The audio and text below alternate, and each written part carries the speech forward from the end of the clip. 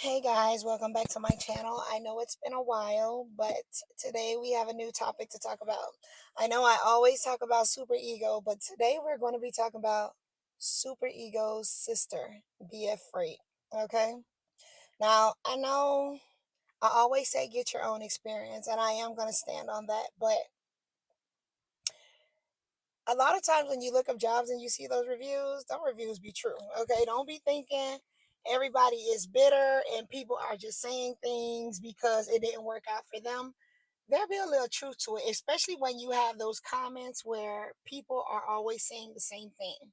Okay? But still, I encourage everybody to go and get their own experience. So let's talk about BF Freight. Okay? When you're in the trucking industry, every time you switch a job, you are taking a chance because what might work for someone else might not work for you. You meet people all the time. Oh, yeah, it's good over here. I'm making this, this, and that. And then you get over there and you're just making this, right? I've had the experience. And I'm also going to do another video on Deep South Freight, but BF today. Okay. So I actually know someone that has worked for BF Freight. They did leave, but the experience was overwhelming and I wasn't even working there. I don't even know how they ended up staying as long as they did because, honey, okay. So, first of all, when he got there, of course, a lot of these companies they have escrow if you are doing a lease purchase. So, he had an escrow of $2,500 that he did pay.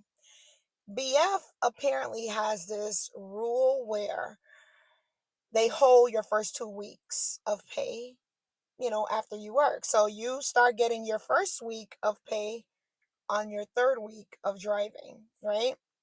So that to me already was a problem. Super Ego doesn't do that.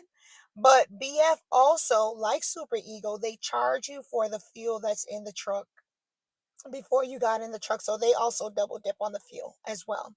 And so he said that he had a quarter tank of fuel and they charged him $900. Okay. Is this sounding like super ego to anybody except for me? Okay. I don't know. But let's continue. So they charged him $900 for a quarter tank of fuel and they took $2,500 in escrow. But I guess that was in increments. They didn't just take it all at one time. Then there was another incident where they asked him to pick up a trailer and take the trailer back to the yard. So he did that.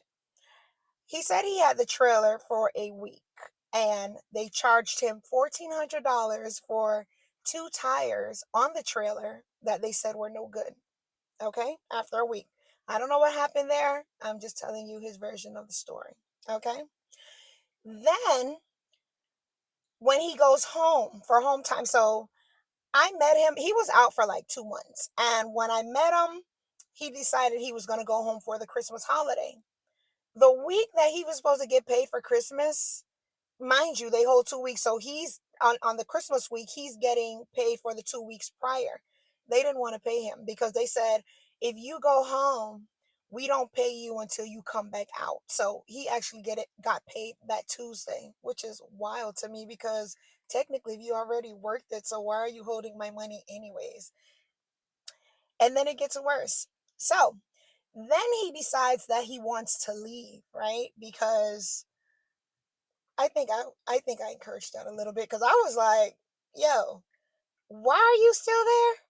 I mean, do you not even hear what is going on? Besides the fact that, not only to mention, a lot of the loads are upside down. So I know a lot of drivers think that if they work a clock and the company resets a clock where, they run an illegal clock or however, and they can drive as much as they want. Oh, yeah, I'm going to make all this money. One thing I've noticed about a lot of those companies, their loads never make sense. They'll give you a load that's like, say, 900 miles and it pays $1,600 and it weighs 40,000 pounds. And then sometimes you'll get some that are good, but it's very seldom. It's like they get the bottom of the barrel loads, I guess, if you want to call it, right? So he had a couple of loads that was like that too. So I asked him, I was like, well, how much do you make a week? And he was running, right? He was like, well, I pulled in like between 17 and 23, which I don't know. I'm going to let you guys decide if that's bad or not, right? I'm not going to pass my opinion on that because you never know what people's, finances are, and you don't know what they consider money. That might be money to him. It may not be. I don't know. But that's what he was making at BF. And so when he decided to leave BF, they decided they weren't going to pay him for the last week, right? Not only that, they cut the fuel card off on you if you're not pulling a load or if you're not doing what they want to do. So what you want them to do. So they do micromanage really, really bad. Like they are on your ass 24/7 telling you what to do. I think that they kind of feel some type of way if you want to go home from. This is what he was telling me what he was experiencing. In the end, BF kept his escrow. The weeks of pay that he didn't get, which were the 2 weeks prior, because remember, they're still holding those 2 weeks, and that's it. So they got like 3 weeks of pay from him plus the escrow, and they don't want to give it back. I'm not gonna lie. I would have went over there and tore some shit up. I can't lie, but that's neither here nor there. Let's get back to topic, okay? And so I wanted to tell that story because I'm like, I think this is so crazy.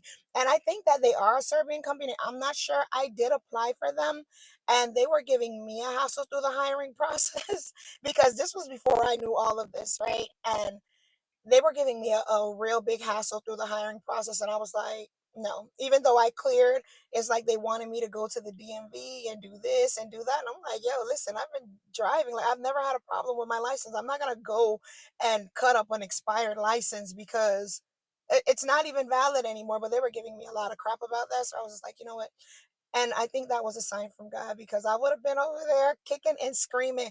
First of all, when they would have told me that they hold for the 2 first weeks of my pay that I've worked, that would have been a red flag for me and I would have left. I wasn't going to stay for that because I think that to me, it shows that you have issues and not me. If you're holding, or if something has to be wrong with your equipment, like why are you holding 2 weeks of my check that I've already worked and then deciding to pay me my first week on the third week? And on top of it, taking escrow.